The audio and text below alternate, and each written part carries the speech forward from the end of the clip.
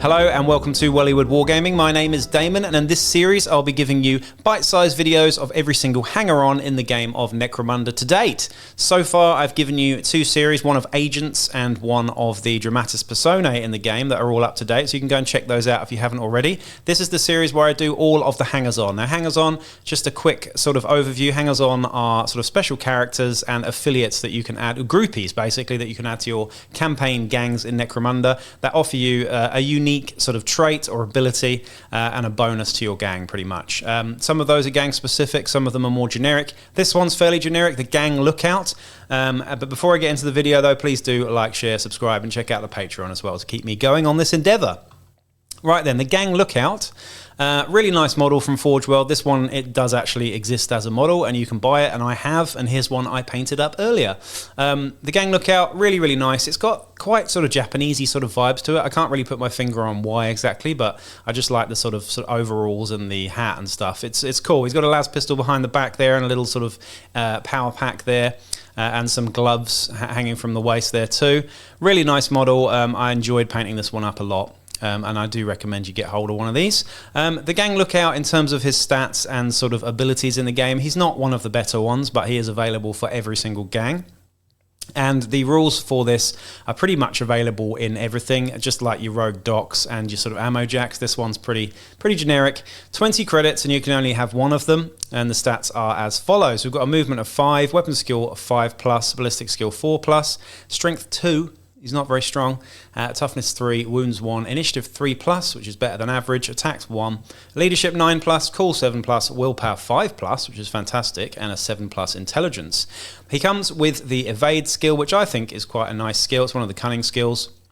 It means you're harder to hit at long range and whatnot out in the open. It just makes you slightly harder to pin down.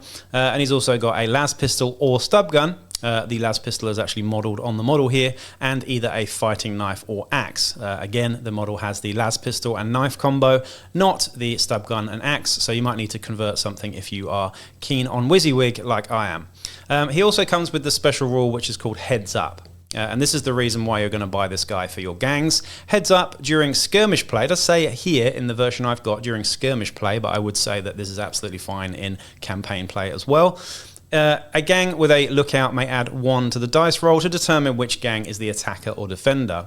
Now this can be quite swingy. It really does depend on the types of scenarios that you have in your campaigns though. So it's situational in that, I suppose. But adding 1 to that dice roll is pretty good, just so that you can guarantee being a defender. There are sort of factors that come into play with scenarios. Some of them are very, unbalanced and stuff. So this can really help you out in some instances. Additionally, though, if a gang with a lookout is the defender in a scenario that uses the sneak attack rules, add 1 to the rolls to determine if a sentry spots an attacker. Now, there only are a few scenarios that have the sentry rules, but again, it's pretty handy to have if you are indeed the defender in this one as well. So it's not game breaking, it's not amazingly good, but it's handy to have. For 20 credits, I mean, why not? But there are other hangers on that I think are better for that cost. But it's still not bad, and if this guy does actually show up to a battle, he's not too bad. He's got an average ballistic skill and a las pistol and a knife or whatever. He can be okay just as a sort of cannon fodder kind of option.